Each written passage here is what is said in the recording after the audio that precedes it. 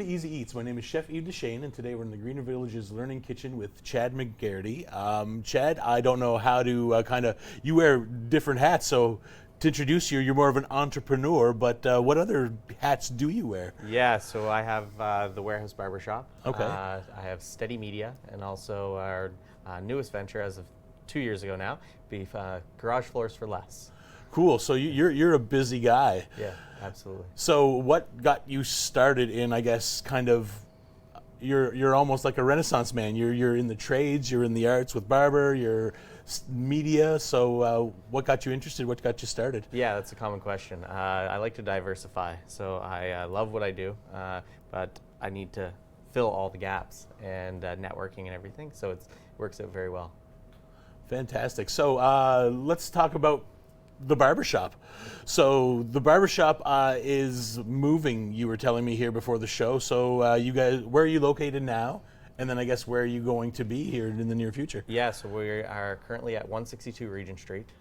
So we've been there for 4 years, going on 5 years, growing rapidly, have a great market share, doing great things, supporting our communities every chance we can get.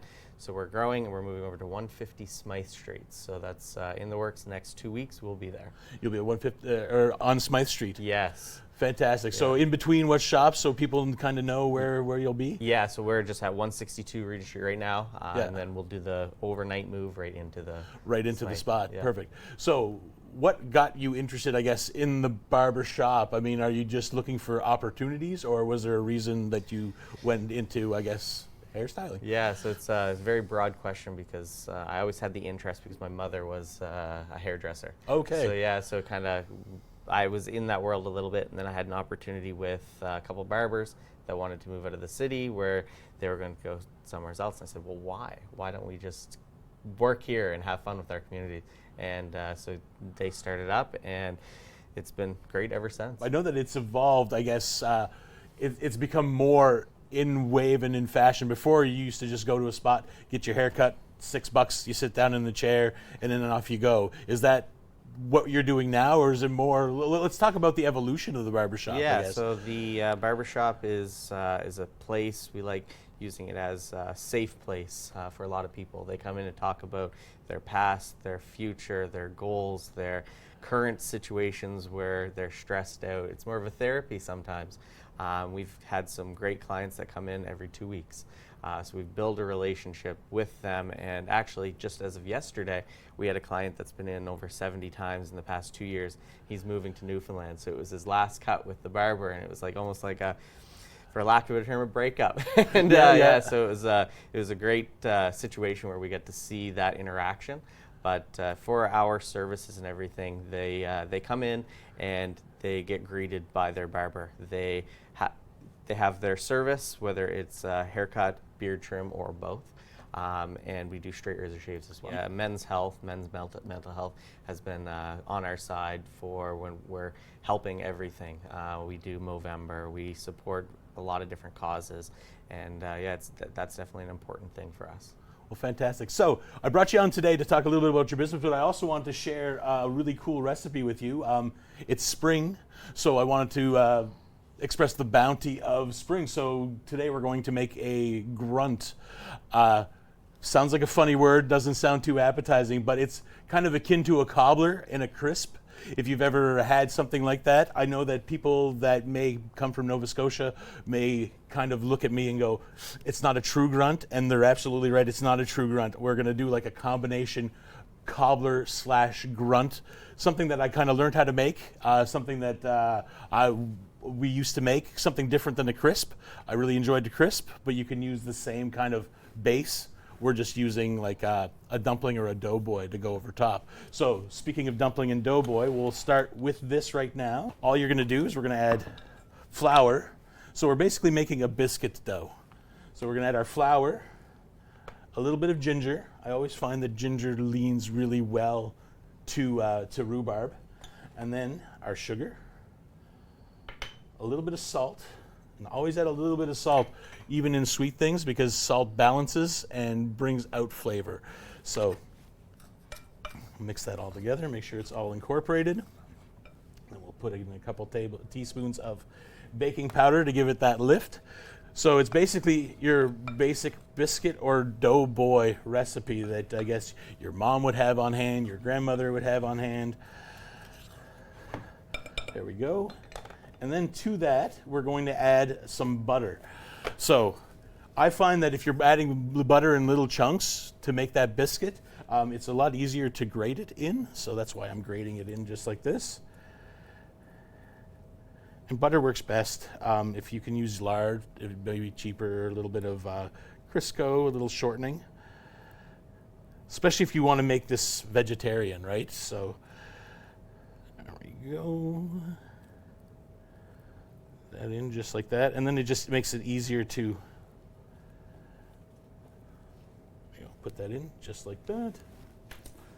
And then I'm just going to mix this together until we just get kind of pea-size pieces of dough, just like this. So on top of the barbershop, you're also you're also the owner or CEO of Steady Media. Can we talk about that a little bit more? Yeah. So Steady Media, I've been going on 8 years here, maybe 9. It's been a whirlwind because of so many companies, so many businesses in town are falsely guided through marketing through third parties that are all around the world. So what I do is I give them the first-hand experience of different startups, different opportunities, different mistakes that I've made in previous. So it's a little bit of a consulting, but it's also the marketing aspect of it. So we do a lot of Google, whether it's websites, logo design, but we from start to finish, or with large businesses, we just continue with them as well. Tell me a little bit more. What does a social media expert do? Yeah, so we organize posts, or we organize opportunities that people are trying to get with their businesses. Okay. So say if they're trying to get leads, whether it's lead generation, whether it is organization, whether it's just appearance and brand, we manage that for them, give them more confidence in business so that they are excelling. Okay, cool, fantastic. All right, so now we're just going to add our wet ingredients. A little bit of vanilla, always for flavor. And then I'm just going to add a half cup of milk to this. And we're basically just going to make a really nice biscuit dough, just like that. So what type of consistency are you looking for?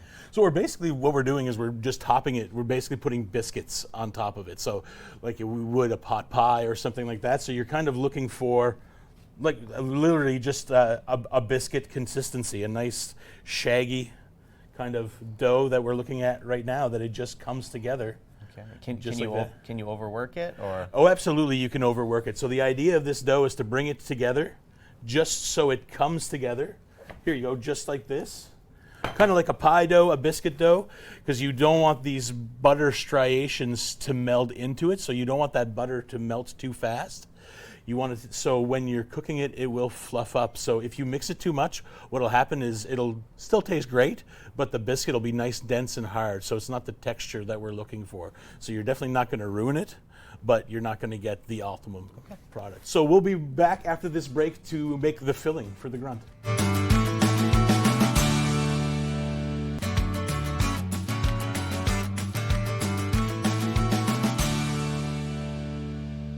Welcome back to Easy Eats. Again, we're in the Greener Villages Learning Kitchen with, I guess we can call you a Renaissance man, Chad McGarity. We're back and we're going to make the filling here for the rhubarb crisp. So again, I picked this rhubarb this morning right out of my garden. When I bought the house out in Gary, it came with 2 huge rhubarb patches, and like many people with zucchini, I am looking to get rid of as much rhubarb as I can. I use my fill and I still have way more than I need. So here we go. So these are lovely small stalks of rhubarb that we're going to use to make the sauce. So all you need is preferably a cast iron pan, but if you don't, just a heavy bottom skillet that's oven proof, because this is going to slide into the oven a little bit later. And then we're just going to grab our rhubarb and literally just chunk it up. Not into big chunks, because you want it to, number one, cook a little bit quicker. And number 2, I find when you're eating something, you want to have a little bit of everything on the spoon. So I don't want just one big chunk of rhubarb in my mouth. Even though I enjoy rhubarb, I want to taste all the components with it as well. Can you use anything else other than rhubarb? Or Well, a grunt you can make almost anything. So in Nova Scotia, a blueberry grunt is the most popular one. It's really any seasonal fruit can make a grunt. So when rhubarb's in season, like right now, I can pair it with strawberries. I could pair it with apple in the fall because there's a nice resurgence of rhubarb again in the fall. I get 2 seasons out of my rhubarb. So you can definitely do that. So here we go. So we're going to add our rhubarb right here. Today we're doing it with strawberries because we had strawberries in the fridge and they tend to marry well together. So strawberries, really easy. I just tip the top like this. There are other tricks where people use straws and stuff like that, but I mean, if I'm only losing this much strawberry, I'm not that worried about it, and it's going right into our compost. So the sweetness should complement the rhubarb. It should, yeah. Rhubarb is naturally tart, so you want to kind of add a little bit of sweetness to it to kind of complement it. But adding sweetness with fruit is a lot better than just adding a whack more sugar to it. So there we go. One more strawberry right here. And again, the idea is the strawberries you can kind of put a little bit bigger because they are going to kind of wilt away and melt, as the rhubarb will stay kind of in its structure because it's fibrous, kind of like a celery. Okay. There we go. So we've got those in there like that, and I've got it on a medium-low heat, so about 3 on your dial here in the stove. And then what I'm going to do here is I'm just going to add some sugar to it, just like this. We're just going to mix it around, just like that. So, like I said, you wear many hats. So you own a barber shop, you have a media company, but you're also a flooring guy. So tell us a little bit about your flooring business. Yeah, so we purchased the franchise almost 2 years ago now. It's called Garage Floors for Less. Okay. So it is a floor coating business. So we do polyaspartic floors with the fancy flakes. We can put decals within the floor, but we can also use it as a sanitary situation as well. So we've done kitchens in town. We've done many different applications, from industrial to heavy equipment garages to machine shops. So it's just like a poured acrylic kind of, is it like self-leveling? Tell me a little bit more about the process. Is it like if it's a franchise, it's not a unique process, but it's unique to that business, isn't it? Yeah, so it's actually a quite complicated process where you grind down and bring out the aggregate of the concrete itself. And then what we do is we have a system that we can put over place that will seal it and create a membrane, so no water can come through whatsoever. Okay. Yeah, so it'll create that. But we can also apply onto wood subfloors. We can also apply onto metal as well. So with that process, we would refurbish the concrete, grind down, place the layers on 4-layer system. Yeah. What we would do there is then create, you can do a solid color, or what you can do is you can do a flake system as well. So very nice. So to hide the dirt and stuff in the kitchen floors and things like that. Yeah, you could do anything like that. But most of the time, it's in kitchens, we tend to do a lot of solid color with an anti-slip.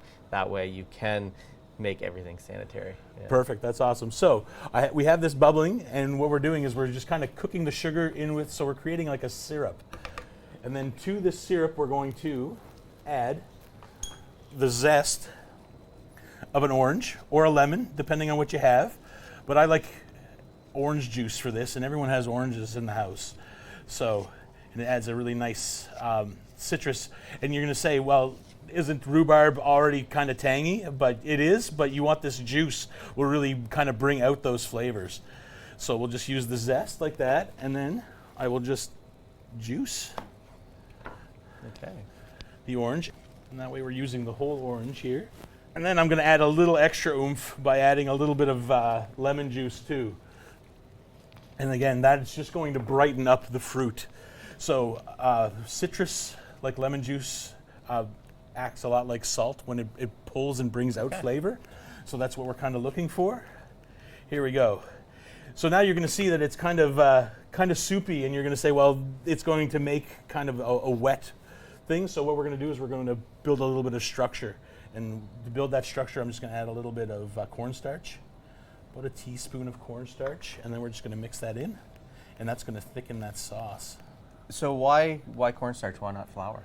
Why cornstarch? Well, you could add flour, but it takes a while for that flour to cook out. Okay. So what'll happen is that if it doesn't cook long enough, it'll have that pasty feel to it. So what I do is I like using cornstarch. And again, if you're working with people who have a gluten intolerance, you can kind of thicken this sauce up. And like I said, you can make it gluten-free by making it into a crumble or using gluten-free flour for your grunt's top. So we're just going to let this reduce a little bit. We're going to let the sauce get nice and syrupy. And I mean, we can almost end right here, and then you can use this to kind of pour over ice cream or anything like that. With the flooring business and all this other stuff that you have going on in town, I'm sure, and we were talking during the break that you're really involved into charities and charitable events. Can you tell me what you guys have on the go here? Yeah, so to really work with the business to complement all of our business, what we do is we work with the communities hand to hand. So we see where there's situations like we buy hockey equipment for up to 5 kids a year, pay for all their equipment to their entries and everything. And that was like just instinct, and I do it all confidentially. I don't do anything, I don't publicize anything like that in that regards. But we also have a bursary right now for trades, which has been going very well. And that's called the Group of Friends Bursary.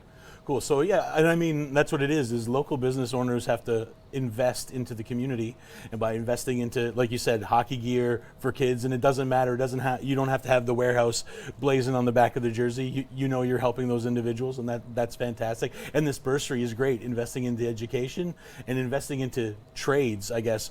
Kind of helps your flooring business a little bit to have qualified individuals to hire after the process, but again, trades are something that's lacking, I guess, lately. People aren't being pushed into the trades as much as they should be, and we're kind of losing that, aren't we? Yeah, the trades is what, in my opinion, is what makes the world go round.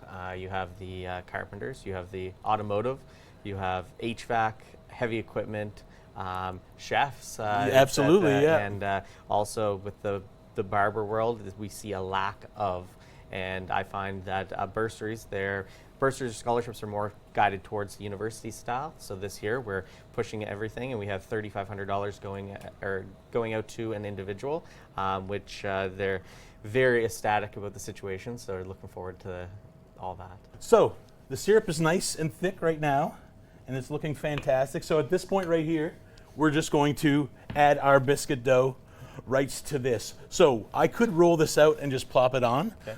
But that's not what a grunt makes. So we just kind of use an ice cream scoop, and I'm just going to plop a few on top like this. And what's great is that we're pre-portioning our grunt, because as many scoops as I put on is as many portions as we can probably get, give or take.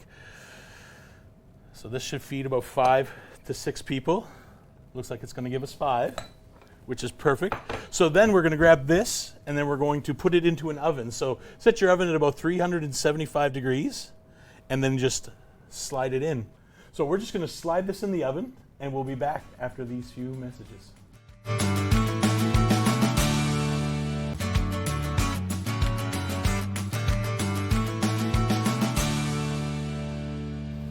All right, well, welcome back to Easy Eats. Our grunt is nice and done right here. It's beautiful. All we have to do now is serve it. But before we do, we're going to let it cool off because it'll be far too hot to taste. We mentioned 3 businesses. Is there anything more that you have on your plate? There's always something in the works for sure. But right now, with our move going over to Smythe Street, that definitely is taking up a lot of time.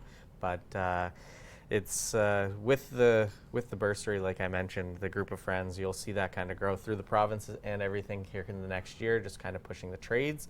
But other than that, it's just trying to maintain, grow, and excel. Why is this called a grunt? So it's funny. It's called a grunt because of the way it's cooked and the way it sounds when it cooked. So like I said at the top of the show, this is kind of a mixture of both. So the technique to make the grunt is what we had right here. And a grunt, traditionally, you would cover it and you would let the dumplings steam up. And as they're steaming, if you listen to it really close, it sounds like somebody grunting. It'll go, But that's basically what it's doing. It's grunting as the dumplings are steaming. So what I've done is it's kind of the steps, and then I finished it like a cobbler, and I put it in the oven to get this nice golden brown color because I prefer it like this. Okay. So calling it a grunt is really loose. And if you don't like the biscuit topping, then you can always go crumble. Where did the grunt originate? Grunt originate? There's different stories. I've learned from it when I went to school in PEI. One of my chefs, he's got a recipe out for it. It's fairly famous for it. Chef Blair made this blueberry grunt, which is really, really good. So it's kind of a Nova Scotia kind of PEI. So we're looking at the outer edges of the Maritimes is where this is coming from. So it's something that you could cook over top of the fire when you're hunting.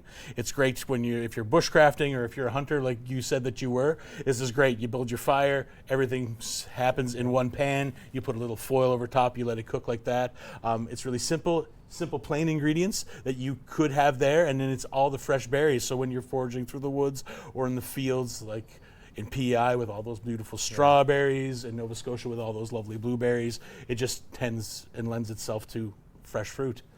So there we go. So all we're going to do now is I'm going to scoop it up just like this. Other than burning yourself, why let it cool down? Well, when you put it in, again, it will burn, but it's also really, really hot. So when it's really hot, you can't really taste anything because you'll get certain notes, but as it cools down, all those flavors tend to kind of pop. So you'll get that sharpness of the rhubarb and the sweetness of the strawberry, and they'll kind of meld together. So again, it's great from the oven, letting it cool for 10-15 minutes. But it's also great, like I said, the next day, warmed up, toss it in the microwave for a minute or so, and then serve it up with your favorite ice cream, just regular cream. I've been on a really big Greek yogurt kick lately. It's really nice because it's fairly decadent. It still has that tartness, so it'll kind of lend itself to that. So there we go. Your rhubarb and strawberry grunt for you right there. And like I said, simple, easy, and really easy to make. So owning so many things and being involved in the community, you must work all the time. If you don't mind me asking, how long do you work a week? Yeah, it's a lot of long hours. I try to delegate as much as I can, but it's probably about 60 hours a week. They say to start your own business to get more freedom, but unfortunately you have to invest a lot of time. Absolutely, but you're working, and I'm sure that right now you're enjoying what you're doing and you're finding that work-life balance. Yes, it's with family, friends, summer's coming along, but I have to sacrifice a lot of time to grow businesses and work with the communities. So. Well, absolutely, and I mean it's a labor of love for you, and you can tell it by the way you were speaking about it today. That I mean, a lot of times when you start your own business and things like that, hours don't mean anything because you're just doing what you enjoy doing, right? Yeah, absolutely. You wake up and you are loving every moment. There's some stressful days, but at the end, if you can overlook those, you can really you can have a lot of fun in business. Perfect. Well, thank you so much for taking time out of your busy schedule to join us today, talk a little bit about what you do and what you do for the community. And again, we've got this lovely grunt. It's really simple to put together, so in those sparing moments, you might have a chance to do that. And yes. There we go. Thank you. A little bit here, and then let's give that a try and let me know what you think. Very good. Thank you so much, Chad. Thanks.